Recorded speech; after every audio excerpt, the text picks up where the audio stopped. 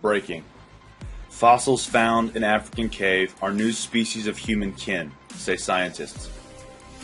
The two amateur cavers had to feel their way along the cave's winding passages, crawl on their stomachs through an opening less than 10 inches high, ascend a jagged wall, cross a narrow ledge dubbed the, quote, dragon's back. Keep these key little words in mind, okay? And make a 400-foot descent, sideways, through a vertical crack before finally arriving at the prize. A 30-foot long chamber, probably between 2 million and 3 million years old. I don't believe the time period. American paleoanthropologist Lee Berger had asked the men to keep their eyes open for fossils. Though the well-explored cave at the Cradle of Humankind World Heritage Site in South Africa had given up most of its treasures decades ago. What they found in September 2013 nearly took their breath away.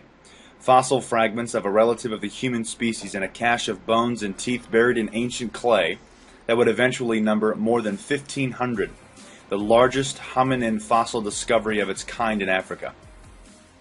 That's a pretty big discovery.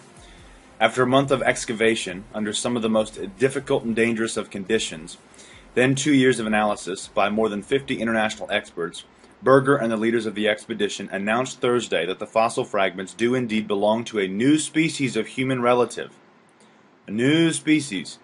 They are calling Homo naledi. What this word means is star. Key words, my friends, key words. It was soon apparent that what I thought was an individual skeleton was dozens of individuals. Berger, a researcher in human evolution at the University of the Witwatersrand in Johannesburg, said during a Wednesday teleconference for the media hosted by the National Geographic Society, which helped support the expedition. With every bone in the body represented multiple times, it is already practically the best-known fossil member of our lineage.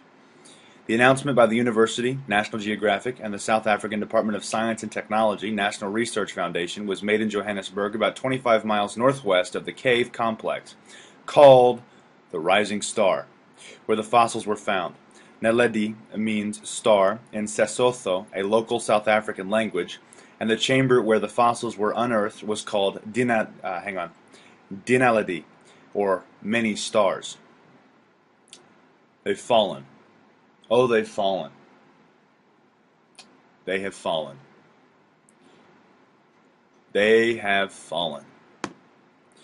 Jude 1:6. I don't believe that we found some ancient craptastic person in our lineage. They found a fallen angel. I don't think it looks like this either. I mean, all this stuff. I mean, how many times over have they taken these specific discoveries and hidden them from plain sight, from our view?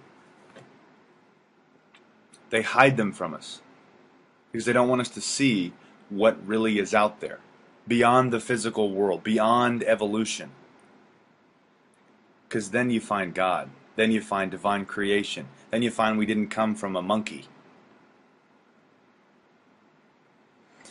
Although the fragments have not yet been dated, the scientists said they could well represent one of the most primitive members of the genus Homo, which includes today's humans. Perhaps more remarkable, they added, was that the species belonged to at least 15 individuals of the same species, men, women, children, and infants, and all of them appeared to have been deliberately placed there after death. The implication was as astonishing as the initial discovery. It suggested the ritualized disposal of bodies. It's enormously surprising to see a very primitive member of the genus, not very human-like overall, to do something unique to humans, Berger said. To see it in a small-brained hominid is completely surprising. None of us expected it. H. naledi is an unusual combination of the primitive and the modern. The scientists said its brain was no larger than a baseball, its shoulders and torso primitive, its fingers long and curved, allowing H. naledi to climb and swing from the trees. At the same time, H. naledi's wrist bones indicated that it used tools. Its long legs and feet, nearly indistinguishable from those of modern man, allowed it not only to walk upright, but also to travel for many miles at a time. One of the most exciting things for us is we discovered something new in biology. We had never seen a creature like this before. Key words, said John Hawks, an anthropologist at the University of Wisconsin at Madison, and the lead scientist in the analysis, which included experts in primitive feet, teeth, hands, and skulls. H. naledi is unlike anything in our genus. When you look at the, I'm going to try and pronounce this as well, anatomical elements across the body, it's an enormous assemblage of fossils. The task was to interpret these fossils and put them in the context of evolution and where they fit on the human tree. The unprecedented number of fragments found made the scientists feel confident that they had found a new species of human relative. That they had found a new species of human relative. We have 190 teeth, and they are represented multiple times, Hawks said. We have more than a dozen molars, and the differences are typically less variable than in small populations of humans, mixed things belonging to different species. The fossils were recovered over 21 days in November 2013 and 7 days in March 2014 by a team assembled by Berger and his colleagues through social media. The archaeologists thought the only way to mount a major excavation was to have a team of people slender enough, but also experienced enough to handle the hazardous work. The 6 who were eventually chosen were all women, including American University PhD candidate Becca Pecciotto, who took part in the Wednesday teleconference from Washington. Let's do a little lesson here, a little history lesson. Because it's funny, it's a new discovery, No, it's not. We already knew about it. Jude 1:6, and the angels which kept not their first estate, but left their own habitation, he hath reserved in everlasting chains under darkness unto the judgment of the great day. 2 Peter 2:4. For if God spared not the angels that sinned, but cast them down to hell, and delivered them into chains of darkness, to be reserved unto judgment. Revelation 12:9. And the great dragon was cast out, that old serpent called the devil and Satan, which deceiveth the whole world. He was cast out into the earth, and his angels were cast out with him. Genesis 6:1-22. And it came to pass, when men began to multiply on the face of the earth, and daughters were born unto them. I'm going to read more, hang on. That the sons of God saw the daughters of men, that they were fair, and they took them wives of all which they chose. And the Lord said, My spirit shall not always strive with man, for that he also is flesh. Yet his days shall be 120 years. There were giants in the earth in those days. We need to remove the word giants and replace it with Nephilim. That is the correct translation. It is Nephilim. There were Nephilim in the earth in those days, creatures. And also after that, when the sons of God came in unto the daughters of men, and they bare children to them, the same became mighty men, which were of old, men of renown. A lot of people don't know this. There is a very influential cult, which is called the Men of Old, Men of Renown, I believe that's what it is. It's a lot less popular than the Illuminati, but it's pretty influential, and they completely follow, only and solely follow, the fallen angels. And God saw that the wickedness of man was great in the earth, and that every imagination of the thoughts of his heart was only evil continually. And it repented the Lord that he had made man on the earth, and it grieved him at his heart.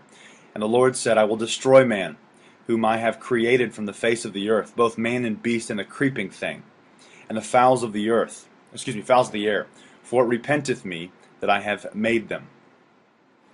But Noah found grace in the eyes of the Lord. These are the generations of Noah. Noah was just a man, and perfect in generations, and Noah walked with God. And Noah begat 3 sons, Shem, Ham, and Japheth. We know the story, but I'm going to keep reading. The earth also was corrupt before God, and the earth was filled with violence. And God looked upon the earth, and behold, it was corrupt, for all flesh had corrupted his way upon the earth. And God said unto Noah, The end of all flesh is come before me, for the earth is filled with violence through them. And behold, I will destroy them with the earth. Make thee an ark of gopher wood. Rooms shalt thou make in the ark, and shall pitch it within and without with pitch. And this is the fashion which thou shalt make it of. The length of the ark shall be 300 cubits, the breadth of it 50 cubits, and the height of it 30 cubits. A window shalt thou make to the ark, and in a cubit shalt thou finish it above. And the door of the ark shalt thou set aside thereof, with lower, second, and third stories shalt thou make it. And behold, I, even I, do bring a flood of waters upon the earth to destroy all flesh, wherein is the breath of life, from under heaven, and everything that is in the earth shall die. But with thee will I establish my covenant, and thou shalt come into the ark, thou and thy sons, and thy wife, and thy sons' wives with thee, and of every living thing of all flesh, 2 of every sort shalt thou bring into the ark, to keep them alive with thee. They shall be male and female, of fowls after their kind, and of cattle after their kind, of every creeping thing of the earth after its kind, after his kind. 2 of every sort shall come unto thee, to keep them alive.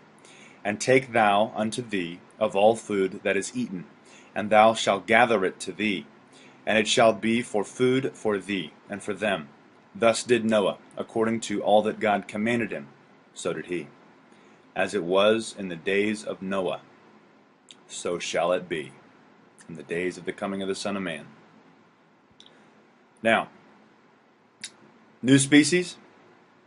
No. Old species. Fallen angel. I don't believe that this is the correct image. If you haven't noticed, a lot of the discoveries, like for example Noah's Ark, which nobody wants to talk about, which has been found, by the way. Just Google it, you'll find it. It's really easy. Noah's Ark found. That's all you got to type in. Hang on, I got off track. They put this stuff in our faces for a reason, because they want us to believe in evolution. Nothing can be past the physical world of our perception. It has to all be physical. It can't be. There can't be a divine God that created us. There can't be any of that stuff, because then their whole plan is busted. Now, they often twist what things look like and what things are found, because there's a lot of rumors or lore that the powers that be have found a lot more than just a simple skeleton. A lot more. But we're not allowed to see it. I'm talking